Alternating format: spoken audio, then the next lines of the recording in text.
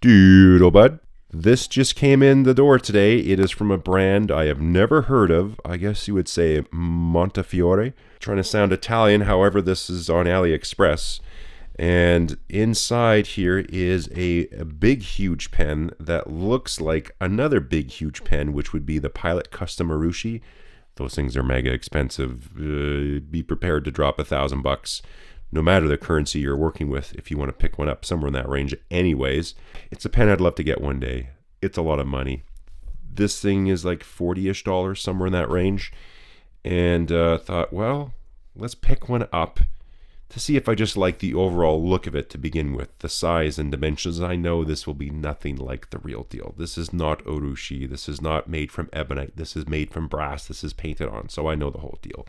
But actually, I ordered this pen months and months ago off of a seller from AliExpress. It never showed up. 365 Days Stationery happened to message me a couple weeks ago and said, is there any pens that we carry that you're thinking of that you'd be interested to check out? And I said, this one. They just started carrying it. Put the order in December 5th. It just arrived today. It's the 19th. So exactly 2 weeks, including weekends. That is quick. That is one thing with their store is like I'm not getting a royal treatment because they send me something and I do a video. It's the same shipping they use for everyone. Stuff arrives pretty quick. So I'm happy it came in the door. Initial impression. This is big and it is very heavy. Let me show you a quick size comparison. That's not a Mont Blanc 146. That is a 149 and it looks teeny compared to this pen. It's like a $1,200 experiment to find out if you're going to like a Pilot Custom Marucci. That's a big experiment. So this is what these pens are good for that type of thing. Drop way less and go, yeah, maybe not. There is the Pilot Custom 845, which is very similar in styling, just much smaller. I actually might be more inclined one day to pick that up instead of the large one like this, that this is supposed to be like. Yeah, I checked the dimensions. It seems fairly close to the proper Pilot Custom Marucci. So I knew that was a big pen, and I didn't know it was this big. Weight-wise, wow. Let's do it right now. It's going to be a big number. This could be the biggest number I have of any pen. Let's see. 70 grams, pretty much. That's a lot of pen. How much is in the cap? This cap feels crazy. 31 grams in the cap. The body, do the math. There we go. We got 39. And just this section, I wonder, because that's a big, holy, that's a heavy section. 18 grams. That's like a pen. It's just in the section. Anyways, I mean, it is what it is. A big pen, you expect a heavy pen, but this is heavy. So I just got this. I haven't used it. I haven't done anything with it. I took it out, took a look at it. That was about it. I'm going to go through, give you my initial impressions, kind of see what I can find on it, and then I will ink it right with it.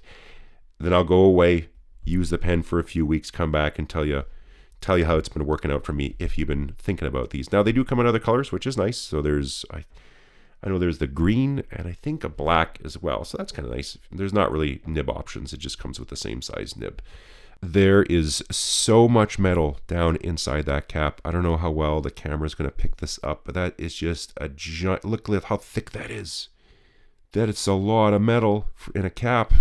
So no wonder it's heavy. A very sturdy looking clip, and it is exceptionally sturdy. That will put a death grip on anything you clip it onto. So I don't think it'll fall out of your shirt pocket. It will take the shirt off your back if it falls. So be prepared for that. How many turns? Oops. Oh, these threads. Yeah, they're okay. There's a little catch in there somewhere. I'll take a look at that. Anyways, let's see. Oh, ooh, we'll come. Oh, yes. Uh-oh. I don't know if that's already stripping. Anyways, let me go easy on it. Okay. Let's see how many turns we got. We got 1 3/4. Yeah, it looks a little bit chewy.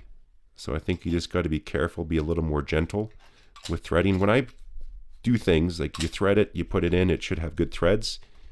Yeah, that took quite a few rotations to get it to engage. Oh my gosh. Okay, if I keep doing that, these will go. So they're not ready for that. You got to just put it in gentle and then give it a turn. Does it post? Well, look how huge this is. Let's get silly. It posts. Holy Dinah. Yep. you don't want to write like that, but it's huge. This is why Pilot makes it out of ebonite, because it's much lighter material. But again, for this price, I'm not going to expect that. We got the cartridge converter, and there's just so much metal there just to hold this little chunk of plastic. All right, let's have a look at the nib. It just says iridium point, no branding on there, although I see a lot of kind of newer pens that have this type of nib. That gap looks a little wide. I'll check under the microscope right now. Had a look with the loop. I meant to say that the tines are off a little bit and one is a little bit high. Now, this is a little quick tip here. Something I've observed. Now, it happens. Nibs, whether it comes like that to you or just sometimes overuse. As you use a pen, sometimes the nib can go out of alignment. It can just happen as well. One thing I've noticed, though, mostly with a new pen, if the nib is out of alignment, like this, sometimes if you just pull out the nib and feed and reseat it, that can throw it back into alignment. I've seen it happen before. Sometimes it just, the way it got assembled, it could have put a little bit of, it was off a little bit, and there's a little bit of stress built into it, and it can do that sometimes. So let me just slip this out. There we go. We'll give you a close-up while we're doing it so you can see the bits. Yeah, nothing too extraordinary there, just off-the-shelf type stuff. We'll reseat it, and I'll just line things up, and we'll slip it back in. It is keyed. If you can see in there, it's going to go a certain way, so just line that up. Wiggle, pop it in. Okay, I'm going to check under the loop one more time, and let's see. Yep, that actually brought it right back in. The alignment is bang on right now. That gap, though, I'm curious. I'm going to get out my feeler gauge, and I'll just check it. I'll just measure it really quick. It almost seems like that gap closed up a little bit from what it was before. It was almost the same taper the whole way down, like essentially no taper, but it almost seems like that closed up a little bit too. So it could have just been off how the nib was sitting. Had a look with the loop and checked it with my feeler gauges. The nib slit here at the end, it's a touch wide, just a little bit too wide. But it looks like it would be okay. I think it'll just write a little bit wet. If it causes some issues, I'll look into bringing that tying gap back together. If I don't end up doing that here in the video, it's actually quite an easy thing. If we're looking down at the tines, all you do is you kind of lift one, put one down, and just cross them a little bit, hold, bring them back this way, cross a little bit, hold, and that tying gap will just snug up a little bit. So it's, again, very gentle. That's all you have to do. Sometimes it's, 30-second fix for a nib, and then that scratchiness or skippiness, whatever it is, goes away. The big thing I'm looking at is these threads, because how that was capping was a bit strange. It looks like it's just a single start thread.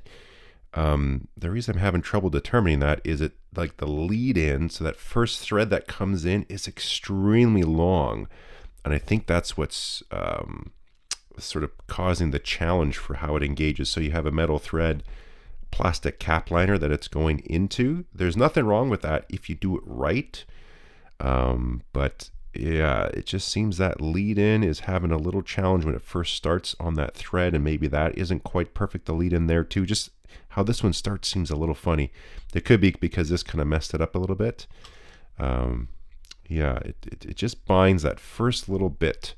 I'm curious if that's what's causing it. And yeah, because it's single start, yeah, it's just having trouble finding the spot. Anyways, one thing I am curious about, I won't be able to tell you right now, it'll be later in the video, is how this cap seals. So I don't see anything down here. Sometimes you'll have a little step inside, and that will mate up against the end of the section and seal that way, or you'll seal it back here off an edge here.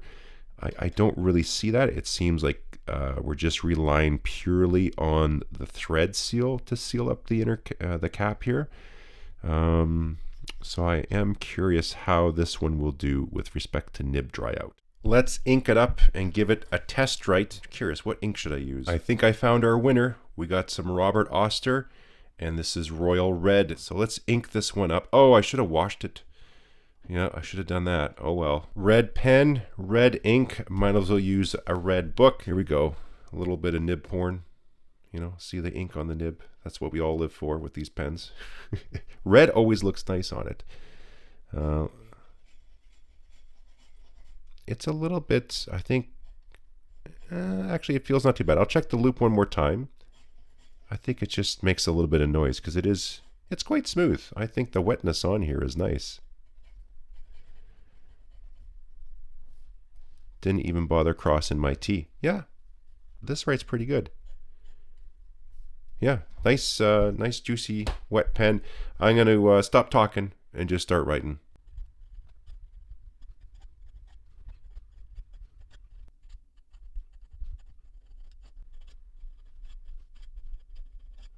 Well, the writing is quite nice. It's very smooth. The wetness is good. This cap, there's a battle going on right now. A battle of the threads. There will only be one winner, I suspect. Someone will lose. But anyways, the writing is quite good. I ended up spilling ink all over my finger while I was doing stuff. But yeah, smooth. I like it. I'll chuck this in a pen case. We'll see. Does it even fit in a pen case? It's so huge. And then I'm going to go use it, and I will report back. So I'm back after using the pen for some time now. What's the date? It's January 3rd, almost the 4th here. I'm getting close to midnight. And let me tell you what I found so far. So I have grown accustomed to the weight and the size. And correction, this is not actually the heaviest pen I own. The threads are still doing its thing. Over here, this is what I'm carrying here for the week. My Gravitas Sentry. This weighs in at 90 grams. I forgot how heavy this pen is. Solid brass with a stainless steel section. This is actually 90 grams, and you can post it. It does feel quite a bit different, though, just because of the dimensions. They're super deep posting.